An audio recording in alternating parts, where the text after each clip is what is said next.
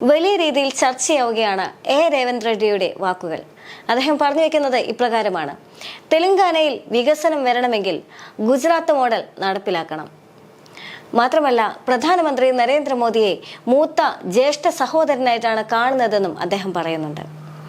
അദ്ദേഹത്തിന്റെ വാക്കുകൾ ഇത്ര വലിയ ചർച്ചയാക്കപ്പെടാനുള്ള ഏറ്റവും പ്രധാനപ്പെട്ട കാരണം രേവന്ത് റെഡ്ഡി എന്ന് പറയുന്ന വ്യക്തി കോൺഗ്രസ് എന്ന് പറയുന്ന പ്രസ്ഥാനത്തെ, ഒരു അർത്ഥത്തിൽ ഇപ്പോൾ തകർന്നുകൊണ്ടിരിക്കുന്ന കോൺഗ്രസ് എന്ന് പറയുന്ന പ്രസ്ഥാനത്തെ തെലങ്കാനയിൽ വളരെ ധീരതയോടെ മുന്നോട്ട് നയിച്ചുകൊണ്ട് അവിടെ ആധിപത്യം സ്ഥാപിച്ച ഒരു വ്യക്തിയാണ്.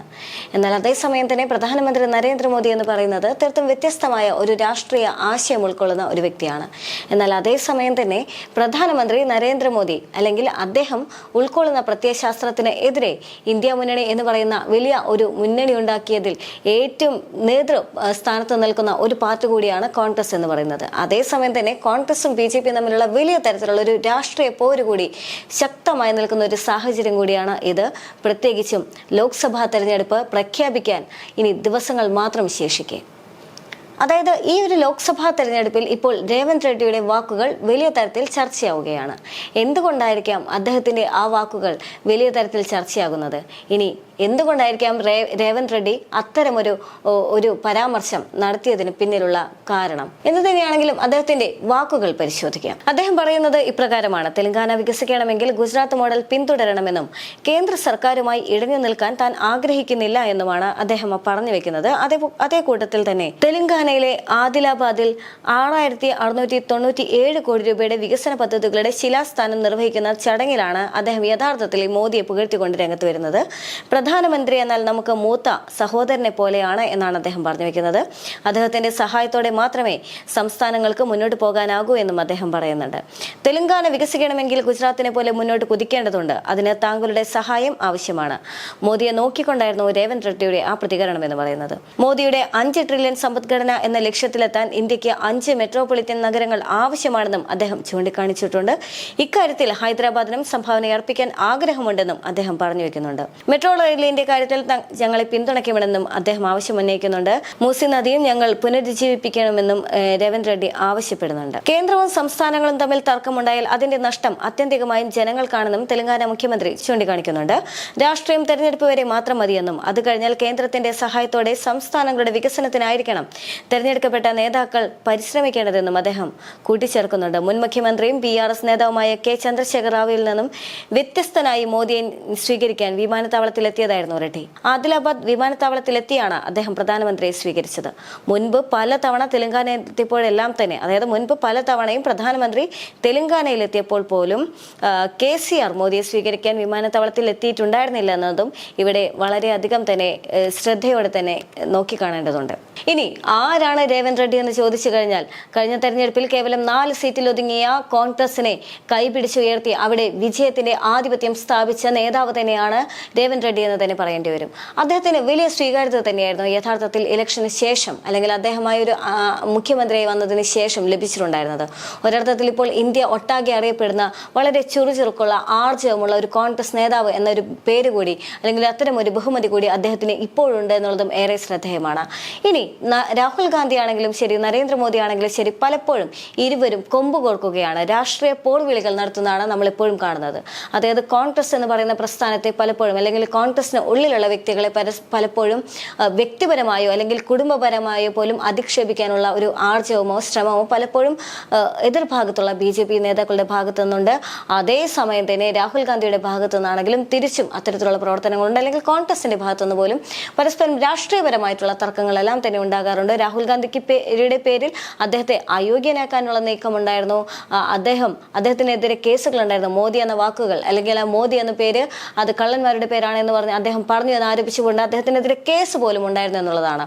അപ്പോൾ അത്തരത്തിൽ വലിയ തരത്തിൽ രാഷ്ട്രീയ പോർവിളികൾ നടക്കുന്ന രണ്ട് ദേശീയ പ്രസ്ഥാനങ്ങൾക്ക് ഇടയിൽ നിന്നുകൊണ്ടാണ് രേവന്ത് റെഡ്ഡി ഇപ്പോൾ സംസാരിക്കുന്നത് എന്നുള്ളതാണ് ഏറെ ശ്രദ്ധേയമാകുന്നത്. ഇനി അതേസമയം തന്നെ എന്തുകൊണ്ടായിരിക്കാം രേവന്ത് റെഡ്ഡി ഇത്തരം ഒരു നീക്കത്തിലേക്ക്, അതായത് പ്രധാനമന്ത്രിയെ നേരിട്ട് വിമാനത്താവളത്തിലെത്തി സ്വീകരിക്കാനുള്ള ഒരു തയ്യാറെടുപ്പ് നടത്തുന്നത്? എന്തുകൊണ്ടായിരിക്കാം പ്രധാനമന്ത്രി നരേന്ദ്രമോദിയെ വേദിയിലിരുത്തിക്കൊണ്ട് അദ്ദേഹം ഇത്ര ഒരു മൂത്ത സഹോദരനെ പോലെ കാണണമെന്നും സംസ്ഥാനവും കേന്ദ്രവും തമ്മിൽ ഇത്ര ഒരു അഭ്യതമായ ഒരു ബന്ധം നിലനിർത്തേണ്ടതുണ്ട് എന്നെല്ലാം തന്നെ ഇത്രയും നല്ല പുളകിതമായ വാക്കുകൾ കൊണ്ട് സംസാരിക്കാനുള്ള കാരണം അത് രാഷ്ട്രീയ തന്ത്രമാണോ എന്ന് പോലും സംശയിക്കുന്നുണ്ട്. അതേസമയം തന്നെ വിമർശകർ പറഞ്ഞു വരുത്തുന്ന മറ്റൊരു കാര്യം കൂടിയുണ്ട്. രേവന്ത് റെഡ്ഡി BJP-യിലേക്ക് മാറുന്നു എന്നുള്ളൊരു സൂചനയാകാം ഇതെല്ലാം എന്ന്. കാരണം പലപ്പോഴും കൂടുമാറ്റം എന്ന് പറയുന്നത് സ്വാഭാവികമായ ഒരു ഘടകം തന്നെയാണ്. കാരണം രാഷ്ട്രീയത്തിൽ എപ്പോഴും BJP-യിൽ നിന്ന് കോൺഗ്രസിലേക്കും കോൺഗ്രസിൽ നിന്നും BJP-യിലേക്കും പലപ്പോഴും കൂടുമാറ്റം എല്ലാം തന്നെ തീർത്തും സ്വാഭാവികമായി കഴിഞ്ഞിരിക്കുകയാണ്. പ്രത്യേകിച്ചും രേവന്ത് റെഡ്ഡി രാഷ്ട്രീയത്തിൽ ഇറങ്ങി വന്ന സാഹചര്യത്തിൽ കോൺഗ്രസിൽ നിന്നും പോയ ആളുകളെ തിരികെ കൊണ്ടുവന്നുകൊണ്ടായിരുന്നു അദ്ദേഹത്തിന്റെ കഴിവ് തെളിയിച്ചത്, അല്ലെങ്കിൽ അദ്ദേഹത്തിന്റെ സ്ഥാനം ഉറപ്പിച്ചിട്ടുണ്ടായിരുന്നത്. അതേസമയം തന്നെ കോൺഗ്രസിലേക്ക് കൂടുതൽ ആൾക്കാരെ ചേർത്തുന്ന ഒരു മെമ്പർഷിപ്പ് ക്യാമ്പയിൻ പോലും രേവന്ത് റെഡ്ഡി നടത്തിയിട്ടുണ്ടായിരുന്നു എന്നുള്ളതെല്ലാം തന്നെ അദ്ദേഹത്തിന്റെ ഏറ്റവും ശ്രദ്ധേയമായ ഘടകം തന്നെയാണ്. അല്ലെങ്കിൽ അദ്ദേഹത്തിന് ഏറെ ശ്രദ്ധ ആകർഷിച്ച അദ്ദേഹത്തിന്റെ പ്രയത്നങ്ങൾ തന്നെയാണ്. അതേ സാഹചര്യത്തിലാണ് പ്രധാനമന്ത്രി നരേന്ദ്രമോദിയെ കൂടി അദ്ദേഹം വേദിയിലെത്തിക്കൊണ്ട് പുകഴ്ത്തുന്നത്. അങ്ങനെയാണെങ്കിൽ ഒരുപക്ഷെ ഇനി രേവന്ത് റെഡ്ഡി തന്നെ നേരിട്ട് BJP-യിലേക്ക് പോകാനുള്ള സാധ്യതയുണ്ടോ എന്ന ചോദ്യം അവിടെ തന്നെ നഷ്ടമാവുകയാണ്. അല്ലെങ്കിൽ ആ ചോദ്യം അവിടെ തന്നെ തീർന്നു പോവുകയാണ്. കാരണം കോൺഗ്രസിന് വേണ്ടി ഇത്രയും അഹോരാത്രം പ്രയത്നിച്ച ഒരു നേതാവ് തന്നെയാണ്. ഇനിയും അദ്ദേഹത്തിന്റെ പ്രവർത്തനങ്ങൾ അത്തരത്തിലായിരിക്കുമെന്ന് തന്നെ അദ്ദേഹത്തിന്റെ പൂർവ്വകാല പ്രവർത്തനങ്ങൾ കണ്ടു കഴിഞ്ഞാൽ തന്നെ മനസ്സിലാക്കാൻ സാധിക്കും.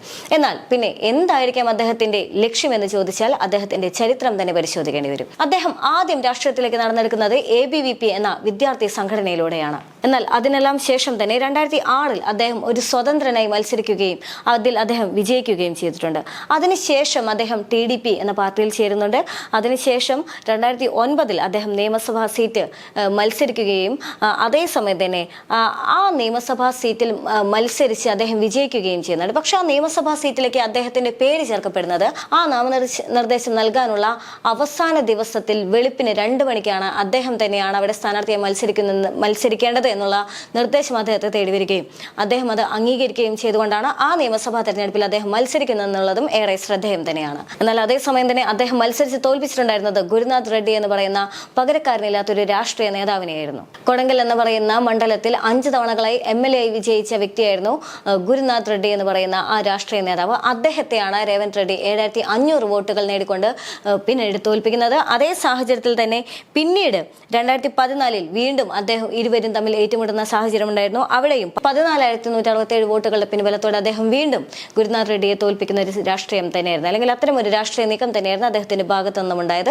എന്നാൽ അതേസമയം തന്നെ അതായത് വലിയ ഒരു വിജയം തന്നെയാണ് അദ്ദേഹത്തെ സംബന്ധിച്ചിടത്തോളം. രാഷ്ട്രീയത്തിൽ അദ്ദേഹം ഇറങ്ങിയ സാഹചര്യത്തിൽ ഒന്നും തന്നെ അദ്ദേഹത്തിന് പരാജയത്തെ അഭിമുഖീകരിക്കേണ്ടി വന്നിട്ടുണ്ടായിരുന്നില്ല. അതേസമയം തന്നെ 2015 അദ്ദേഹത്തിന് വലിയൊരു തിരിച്ചടി ലഭിക്കുന്നുണ്ട്. TDP-യിൽ 50 ലക്ഷത്തിന്റെ ഒരു വോട്ടിന് കോഴ എന്ന് പറയുന്ന ഒരു കേസ്, അല്ലെങ്കിൽ അത്തരം ഒരു ആരോപണം അദ്ദേഹത്തിന്റെ പേരിൽ വരികയും അതിന്റെ പേരിൽ അദ്ദേഹം ആ ജയിലിൽ തന്നെ പോകേണ്ട സാഹചര്യമെല്ലാം തന്നെ ഉണ്ടായിട്ടുണ്ടായിരുന്നു. ആ സാഹചര്യത്തിൽ പിന്നീട് അദ്ദേഹം ജയിൽ മോചിതനാകുന്ന സമയത്ത് പിന്നീട് അദ്ദേഹം ഈ പാർട്ടിയിൽ നിന്ന് മാറുന്ന സാഹചര്യമായിരുന്നു. ഈ പാർട്ടിയിൽ നിന്ന് മാറി തനിക്കൊരു ആപത്ത് കാലഘട്ടത്തിൽ പാർട്ടി കൂടെ നിന്നില്ല എന്നുള്ളതായിരുന്നു അദ്ദേഹം പറഞ്ഞിട്ടുണ്ടായിരുന്നത്. അതിനുശേഷം അദ്ദേഹം പിന്നീട് കോൺഗ്രസിൽ ചേരുകയായിരുന്നു. അങ്ങനെ 2019 തെരഞ്ഞെടുപ്പിൽ അദ്ദേഹം MP ആയിട്ട് തെരഞ്ഞെടുക്കപ്പെടുകയായിരുന്നു. എന്തു തന്നെയാണെങ്കിലും ഇപ്പോൾ രേവന്ത് റെഡ്ഡി എന്ന് പറയുന്ന വ്യക്തി അദ്ദേഹം ഇപ്പോൾ ദേശീയ രാഷ്ട്രീയത്തിൽ തന്നെ അദ്ദേഹത്തിന്റെ സ്ഥാനം ഉറപ്പിച്ചിരിക്കുകയാണ്.